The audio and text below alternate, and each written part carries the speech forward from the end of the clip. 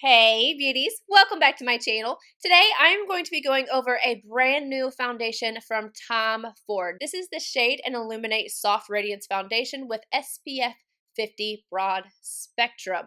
I am going to be doing a wear test demo and a full review because I have been testing this out, so I have a review for you guys. But not only that, I want to compare it to something that I have really been enjoying, and this is from Estee Lauder. It's also new, but it came out a couple weeks, maybe a month or so before this one released. And this is the Estee Lauder Futurist Hydra Rescue Moisturizing Foundation with SPF 45. We have some similarities here, but before I get into that, I want to go over everything about the new Tom Ford foundation. First off, it's $150. Yes, quite the price jump when you consider the past foundations that they have done.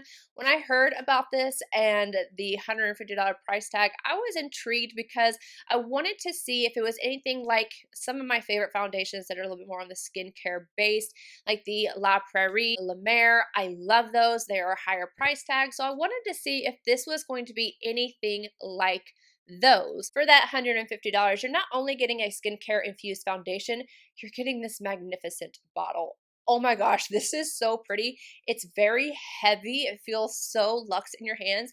And this was quite the surprise. It has a magnetic top, which the things like that will just get to me. I love packaging when it's just like a little bit extra, and they definitely did it with this. The sides are opaque, and then you can see the color of the foundation through the front of the glass. The shade that I got is 2.7 Vellum. I'm going to go ahead and get on the Tom Ford website and read to you what they have to say about this foundation. Shade and Illuminate Soft Radiance Foundation SPF 50 PA+++++ merges the three-dimensional radiance with three-dimensional skincare. The medium to full coverage foundation features a blend of advanced elastomers and light diffusing powders to create the perfect radiant surface to reflect soft light. Designed to create the appearance of flawless skin, it also nourishes the skin with breathable protection infused with hyaluronic acid that helps to moisture the skin for a plump, dewy look. A trio of natural oils, including two that I absolutely cannot pronounce, and then acai, and an anti-inflammatory noni fruit extract, nourish and calm the skin with SPF 50 PA++++, helps to protect from harmful effects of the sun. Along with the foundation, they also released a foundation brush. Now, this foundation brush is $100. And I know a lot of you guys know that they have recently switched over to synthetic. And I actually like synthetic brushes for applying foundation. However, I just don't really want to spend that much money on a foundation brush. I have foundation brushes that I really enjoy. One that looks similar to this, in my opinion, is from Bare Minerals. It's going to be less than half the cost. You know, the Huda Beauty one looks like it. Obviously, I haven't seen this in person, but I'm just not into it, so I didn't purchase it. I went in with my favorite right now, which is the BK Beauty 106. I still haven't gotten all the numbers down. It's like, I know it's a BK Beauty brush, but I haven't memorized all the numbers. But anywho, I'm going to go ahead and show you guys me applying this foundation as well as the wear test. And then we're going to talk about just how similar the Hydra Rescue from Estee Lauder is. Before I start the demo, I just want to let you guys know that I'm not wearing any primers on the perimeter of my face. I only have them on the center. So I always have my pore filling primers there. And then I also have the TATCHA serum stick just right around each side of my mouth. I just feel like I've been just a little bit extra dry recently, and I really like the way that this feels right around the mouth. So that is all I have on. The rest of my face, there is nothing. I'm going in with 2 pumps of the foundation and my 106 from BK Beauty. I just kind of dot it all over and then start buffing it into the skin. And then right around my pores, I like to kind of tap and press in the makeup so I make sure I get a really nice smooth coverage. I feel like this gives me a really beautiful radiant medium coverage. I feel like it looks very hydrated, it's radiant, it's really beautiful. It does accentuate my pores just a little bit before I go in with my powder. So I'll let you guys see a close-up before I go in and set everything. I don't think it's sinking into my pores or anything like that. It's just because it's a dewy foundation. It's going to make things look a little bit more noticeable, especially in these lights. But then I go off and I finish my makeup. this is the finished look. You can see everything nice and close up. Everything is smooth. I love the color of this. I love the finish of it. I love the way it feels on my skin. I don't feel dry. I don't feel cakey. Nothing. It's just a really beautiful foundation. Now I'm going to get into the actual wear test. At the 6-hour mark, you can see everything is still really smooth. It looks just like I did when I first applied it. So really, I'm not noticing any differences. Pores, everything is looking great. 8 hours in, again, still smooth. Slight oil breakthrough around the crease of the nostrils, but barely. I could tap this away with a tissue and it would be gone. And then at 12 hours, again, it's still holding on so well. It held up really nicely all throughout the day. There's a little bit more shine right by the nostrils. Again, minimal though. I'm really impressed with how long this wore on the skin. My thoughts on the Tom Ford foundation before I get into the comparisons with the Estee Lauder foundation. I think this is beautiful. I think it looks so great on the skin. I feel like I look very natural, very hydrated, and just slightly luminous, not too much. Again, I'm combo, so I can get a little shiny right around my nose and things like that, but I just feel like this wore really well, and I like the way that it looks. I really like the color as well, and then the packaging is absolutely beautiful. I think this is going to work for pretty much anybody other than oily skin. I feel like oily skin, this might be a little bit too much shine, too much radiance, that kind of thing. I don't think that most oily skin people are going to really get on board, but combo, normal, dry, definitely dry, I would recommend this. Just the same as I would recommend this one.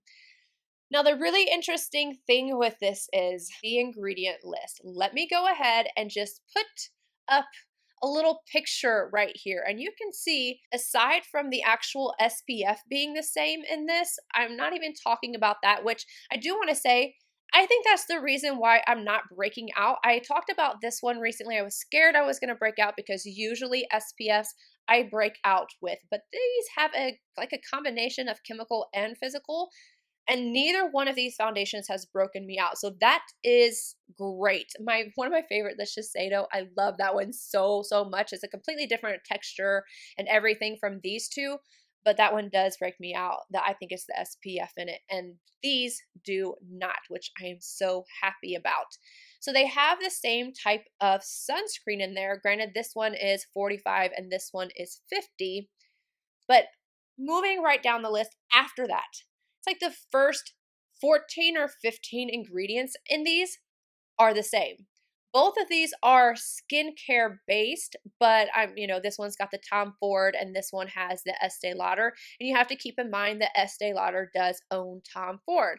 So if you're not wanting to spend $150 on this, I would go with this. This one has the standard 1 ounce, 30 mils for $150. Yes, the packaging is far better than this one is, but this one has 1.2 fluid ounces, 35 mils, and it is $45. So you can literally get 3 of these, have more product, and it's still going to cost you less than 1 of these. I understand that these are not exactly the same, but when you have the first 14 or 15 ingredients past the sunscreen being the same, they're nearly going to look identical on the skin. And really the only difference that I have found, other than obviously the color, is that this one seems to be a little bit more hydrating than what this one is. So if you're deciding between the two foundations and price is not a factor for you,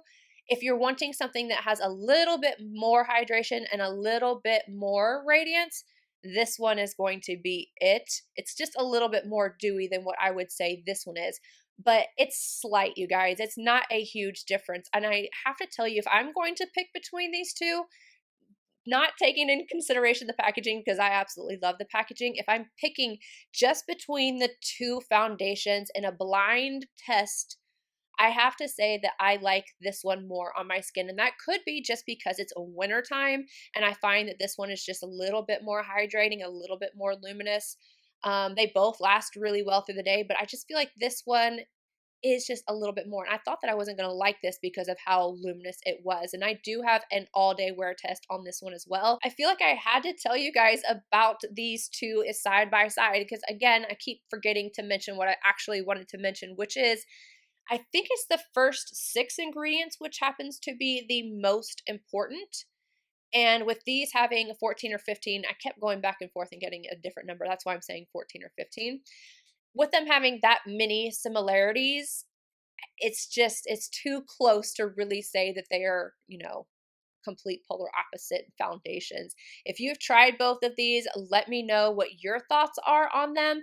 I like them both, but yes, there is a drastic price difference. I can't hate on either one of them though, because they are both absolutely beautiful. If you've seen both wear tests of the Tom Ford and the Estee Lauder, let me know which one you prefer. And keep in mind that with this one, I did a Pilates test. So I wore this to Pilates, got sweaty and disgusting while wearing this. When I did the wear test for this, it's a rainy day, so it ends up being a little bit more humid outside. I had to do grocery shopping and that type of thing, but it's still not Pilates. I can tell you that it does work really well when I go to Pilates, but I just didn't do the wear test. I also want to mention that with this one, I've used it with a brush and a sponge. I don't really notice a difference either way. It's a little bit more hydrated with the sponge application. If you're curious to see what this looks like with a sponge, I wore it in my Snapchat filter. Yes, my Snapchat filter collaboration with Tara Lynn. I applied this with a sponge. So if you want to see how that turned out. Anywho, let me know down below what you guys think, and I will see you in my next video. Bye, guys.